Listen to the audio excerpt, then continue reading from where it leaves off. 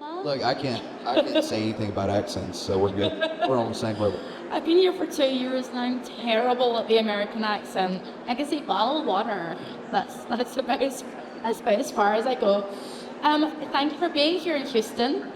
Have you enjoyed the day so far?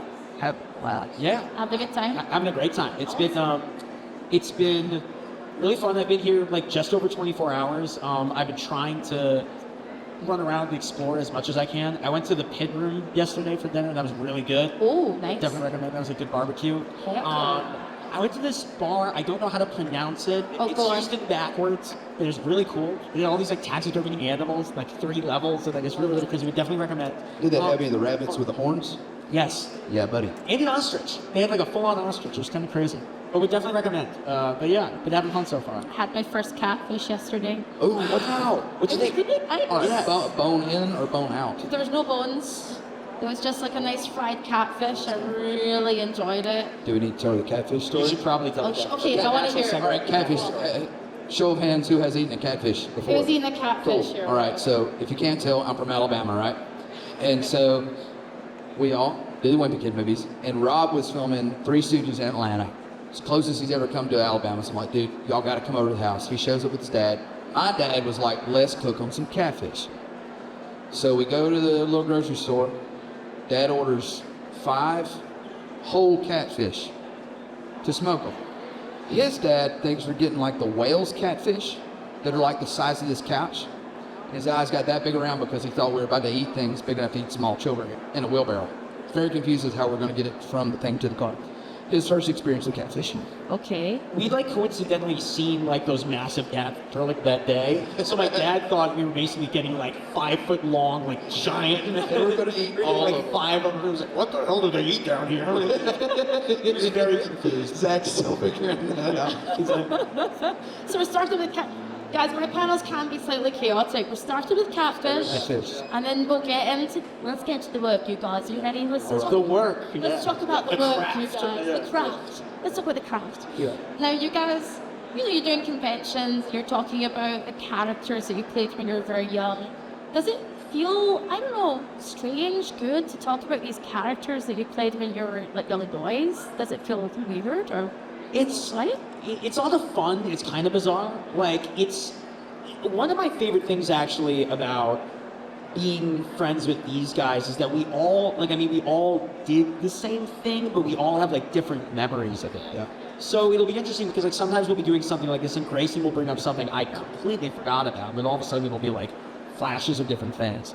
Yeah, it's just kind of fun. I mean, like for me, I will say like I know there have been so many Rowley memes like in the last couple of years that have like come out, and that part of it is really interesting because it's like there'll be something that like I filmed like 13 years ago and it'll just have been a thing I filmed, and then all of a sudden like 13 years later, like I'm on Instagram or I'll go in like the comment section, I'll like jump scare myself with myself waving, and so there's like a lot of like funny little things like that. But yeah, it's just like I don't know, it's something that continuously just keeps giving back in different ways, and that's something that I'm really thankful for. I guess I ask because I think about my younger years and I'm glad they aren't online, or I'm glad there's things I didn't grow up in front of the lens. Was there, I guess, how has that informed your adulthood, growing up in front of the lens? Now, being young men, like, how does that inform you now in terms of how you work? Well, it certainly makes you more conscious of everything that's going on around you. Absolutely. For sure. And that's really kind of a saving grace as a kid, kind of having that to some extent. Certainly now where everything's videoed. I think that the biggest thing for me looking back at it now is I don't think any of us would have realized the legacy that Wimpy Kid has. The coolest thing that has happened here recently, me and Zach were doing a TV show called Blue Ridge in Charlotte, and we were invited to come see Wimpy Kid the musical. And so we're sitting there as 27-year-olds watching a musical that was put on by kids who are around the same age we were when we filmed it. But their portrayal of the characters was note for note based on our interpretation of a cartoon as a 10-year-old. So it was really... How do you not feel what? It made me really gracious to know that we did a good enough job as children Who's up here? that it's respected enough that 15 years later, our performances is the baseline for how they do them now. You know what's crazy about that is that just means that I think as I'm getting older, I'm realizing the value of time. And before everyone goes, whoa, don't get too philosophical here. I don't have a lot of time these days. I'm traveling a lot, thankfully doing what I love to do. But the fact that these kids, and the musicals all over the U.S., I mean, they're having them everywhere. And it's just like a testament to the fact that it's not even about the movie. It started with the books, then it became about the movies, and now it's transcending all of it. I mean, the fact that families are now going to watch a new medium for the films is shocking me. And these kids, they spend so much time, like you were saying, like copying what we did. And like, they genuinely, the smiles on their faces, like it was an afternoon for us to just drop by and say hello. But to them, they'd studied the films, they'd watched them, they'd grown up with the characters, and now this was their chance. Like, it was a big deal for them. And it was so humbling to be there and go, wow. So even though a lot of the time I feel, as we all are just normal people here, my mom still tells me to fold my clothes or do this or do my chores when I see her. But, like, we were all a part of something that genuinely has made an impact in people's lives and still makes an impact. And I like to think we're just like cogs in a wheel. We were a small part of it, but like, I think as I'm getting older, I'm just realizing that it's just not about me and it's not about us, and it's like such a gift. And so it's really just our responsibility to wear it with pride, hopefully, even though I think when we were younger, getting called Fregley or the Wimpy Kid or Rowley it could have been considered bullying at times, but 100% it didn't help with dating. I mean, it helped with dating, but then it did the exact opposite. It's like, oh, you're going out with the Wimpy Kid? Oh, yeah, I should probably get rid of that guy. But that being said, I think I can speak for all of us here. Super humble. Yeah, I know. We're gonna chill out on that. Love you, brother. But I think more importantly, look at the friendships that we've fostered over the last decade. Like, that's the greatest gift, and more people are making more relationships with the characters and the films. So, thank you all for being here. So, Where does that leave you guys now? You're all in your late 20s now, as creative people. Like, are there things you want to, launch into now and try now that are completely different, for example, like projects and things? Yeah, I mean, I think we've all kind of had different experiences with that. Like, I know these guys have been really killing it music-wise, and I am not musically inclined at all, but I've been really jumping into the writing side of things. I think about, like, 5 or 6 years ago, I realized that, like, I always really enjoy acting, but kind of making my own stories. I always think of, like, writing specifically as kind of like the foundation for everything. Like, you can have, like, amazing performances, the amazing direction things, but it's kind of like, on that good story is the basis. And I just kind of really got into that, like, 5 or 6 years ago, and I've been doing that ever since. Like, I worked on a Muppet show a while ago, and I helped out on that. I've been writing a bunch of different, like, feature and TV stuff. I've got a film I wrote that we're going to be filming end of summer next year, ideally. Like, it seems like it's on track for that, so I'm excited about that. And yeah, like, it is just funny because, like, sometimes some of the stuff I've been working on could not be more, like, different from Wimpy Kid. Yeah, that feature, it's just kind of funny to explore all that. But yeah, like, I don't know. It gave us, like, a total basis. Getting involved with things as early as we did is just it's such a blessing and kind of like a luxury. So, like, I mean, I've joked sometimes, it's like, with me as a creative now, sometimes I feel like I'm a nepo baby of myself, and that there's this, like, other part of me that is, like, there's this other part of me that's, like, formed his voice artistically. You're your own nepo baby, so it's like nepo babyception? Yeah, kind of. Yeah, there's, like, a little, like, whoa. but like, you know what I mean? Like, it's kind of like, it's weird. Like, I don't know. Like, I mean, I definitely was, like, I guess what I'm trying to say is, like, I definitely, as, like, a kid actor, was working, and we were all working on set, but there is this kind of thing, like, I often think of it as, at least for me, in my perspective, I feel like a lot of it in the early times was, like, I was just really good at taking direction. You know, like I was really good. My dad told me to do something, I'd do it. You switch it out with the director, I'm like, okay. And then like you just run with it, you know? And so I think if anything, kind of like what we're all talking about with time and stuff, as I've gotten older, I've just become a lot more conscious of all the steps it takes to get to certain places and all those things, how lucky I was to be given the opportunity to be there very early. So and because of that early go around with things, like, what do I do from here? How can I use that knowledge and that time? Like I've been doing the marathon since I was like 8 or 10 or 7. Well, it's just kind of, I don't know. You unlock different things that way. It's different perspectives. I got pretty philosophical. So you must be mentioned a lot. You guys are young men. I'm the ghost of Christmas future. Metabolism will slow. Knees will crumble. It's like, And your hair is going to fall out. yeah, yes, and all of that. Yeah, enjoy it. And yes, sure. Well, no, I was just going to say that the fact that we're all sitting here is pretty surreal to me. I think Grayson and I, for those of you who may or may not know, we're both musicians. Thanks, Ralph, for the shout-out. But I never thought that he and I would be making music together, performing together. I mean, he got me to perform a couple of years ago in Tennessee, and then a couple of months ago, I would say we sold out that. It was like 400 people. No, 750 cap. 750 cap. It was crazy. Like, it was crazy. I opened up for the Goo Goo Dolls last month and Colby Calais, and then I announced my first headline show in London next month. So, and then we're playing here tomorrow. So I got this guy out here. So if you're here tomorrow, it would mean a lot. And sing along to the songs if you know. But What time are you playing? Like, promote it as much as you want to? I think it starts at 7, but I don't know when we're going on, but we'll be there at 7. So Excellent. yeah, but it's just like crazy to me that, I mean, we're all still. My next trick, Get mad at it. yeah. Feels good to act again. But yeah, I mean, Grayson and I worked on a TV show a couple of months ago. I do a lot of voiceover. I'm in a video game called Genshin Impact. Heck yeah. And then the voice of Nightwing in a Nickelodeon show.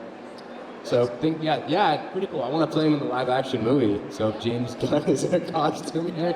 James, calling James Gunn anyone? Hey, James. Gunn, hi. Nightwing's over here. Oh. Anyway, Grayson, I'll let you take. What are you up to? I mean, you spoke for a lot of it. I've been really blessed. I started doing music when I was 5. I started touring with my folks, and so that's always been a big part of it. But to be able to do that with Zach now, and then also work with him again on set was crazy. That show right now is on Amazon. It's called Blue Ridge, the series, and then season 2, I'll probably be out next year. So that'll be where me and Zach are working together for the first time in 15 years. But like I said, we do a lot of music together. If you'd follow us on Spotify or Instagram, all of it, we'd really appreciate it. But that's just one of the kind of offshoots, endeavors outside of acting. Heck yeah, I love it. Keeping creative. Okay, we've got time for a couple of questions. Let's go. Put your wee hands up and I'll come and get you. Got one. We got a wee hand. Got a wee hand, 2, 3 wee hands. Wee hand to the first. We got a 2 wee hands. We got a 3. Right, We got a 3 okay. wee hands. I'm We got a traveling. Where, I can't see where are the hands. Oh, here. Like, hello. I'm so sorry. Thank you so much. Hello, what's your name in question? I'm from Kate, and I grew up reading the Diary of Wimpy Kid books. I had just one of them. So whenever I saw the heroes, I was so excited that you guys were gonna talk here and everything. But I wanted to ask, what's your favorite piece of yourself have you seen on the internet? And also, Zach, do you like the meme of the door set? Have you seen it, and do you like it? Oh, I've seen it. I get it every day of my days. Okay. I can't talk about my favorite one, but it's pretty good. Yeah, it's pretty good. So say. Okay, my favorite, like, because there's been a few types with Rowley. I would say the church one with like the looking up and then is a good one just because that was the most unexpected. Like that one like really just popped out of nowhere in a way I think was really funny. My favorite like individual one I think I've ever seen is one where Greg's dad Frank is walking over, goes, "Hey Rowley," and he hits him in the stomach, with a newspaper, and someone edited it so that he hits me in the stomach with a newspaper, and my ribs just like instantly shatter. And I'm standing there like crying. It's the Becky, she's like, okay, it walks away. You ever thought of that? It's so funny. I get such a kick out of it. There's also one I can never post, but I can never post this, but I think it's so funny. It's not of me, but it's of like the Rowley drawing. And it says, Sui Mama, Rowley needs your help remembering his locker combination. It says, step 1, put in the 16 crazy digits on your mom's credit card. And I can never post that because I don't want children putting their mom's credit card info out. But it's so funny. And I've always been really tempted to post, but I can't. You know, I can't. That's Power saying no. I'm not doing it. That's way more tame than some of the other ones I thought you were saying you weren't going to post. There's some gnarly ones. There are some There's strange... an AI one that Snoop Dogg posted recently. Oh, don't curse publicize that one. I mean, everyone's seen it, but like, it's crazy to me. I can't comment on this. Snoop, Mr. Dogg. That is the weirdest thing of it. That like one day Snoop Dogg will just post something. I'm like, oh, okay. I still think he's farming our content for followers, Snoop Dogg.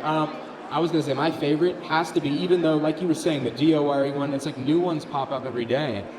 The Frank Heffley being a secret sociopath is weird to me that became a trend, but Schizophrenic Frank Evans. yeah, Pretty good. I was trying to sugarcoat it. The don't call me, don't come by my house, we're done. I just, that has to be, it's a classic all time, you know? All time. I love the shirts, the cutest friend shirts are everywhere now. But when we played a show a couple of months ago, some fans showed up with my face, your face, that it's his cutest friends. Like, it's just wild, you know? Wild. But grateful for all the love and the support. And I think it's a testament to the fact that people really love the movies and they bring them joy. And like, how lucky are we to be a part of something that people get to smile about, you know? Thank you for your question. Okay, we've got time for 2 quick ones for you, and then you. I don't make it for them, Caesar. What's your name real fast? What's your question? Hi, my name's Sean, and I just want to ask Zach, how does it feel to have like a movie book? You know, like there's all the Wimpy Kid books, but there's like a book of the movie, of the like the book. How did you ever like get it? Did you ever like see it or at all? Yeah, you know, I read it recently. Fun fact. And Yes. I don't know why they don't make more books like that for other projects. I'm a cinephile, I think we all are up here, but I love how movies are made. It's my favorite part about watching films. And I think my instinct of, oh no, I'm about to get canceled for something. She'll love society. But I feel like it's so fascinating because the book, for those of you that may or may not have read it, it's a book about how the Wimpy Kid films were made, and they made a new edition for each one that we did after.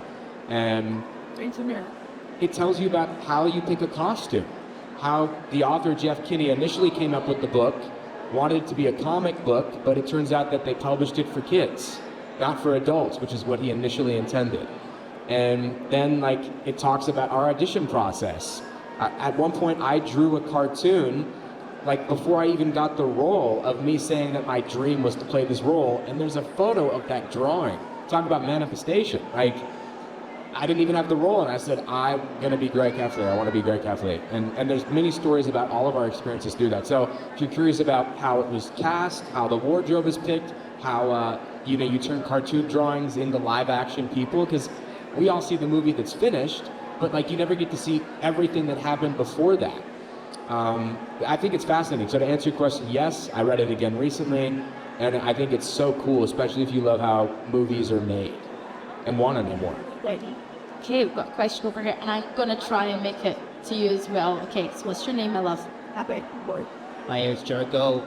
I'm a huge fan of all your original trilogies. What's it feel like to come back here or be reunited after all these years? Yeah, when we see each other, thankfully we see each other a pretty decent amount, I would say, you know? Like, I crash at Grayson's apartment in yeah, Nashville like every month. on. Literally. Yeah.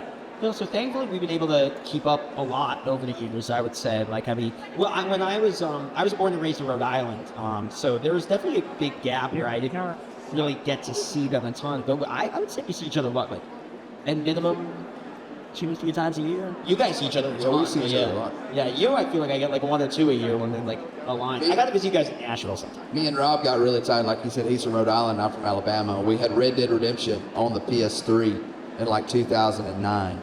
And so I would call him on the house phone, on the landline, much to my mother's dislike, because that's a heck of a long distance phone call from Clanton, Alabama to Providence, Rhode Island.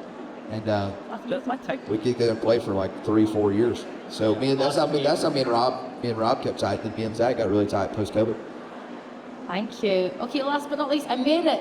All right, what's your name and what's your question? My name is also Zach. Let's go. And I just wondered for each of y'all, and y'all can speak short and sweet, but what is each of y'all's favorite movie role y'all been in, and why? Okay. Sorry, that's not good. All right, I'm gonna just jump in with this answer.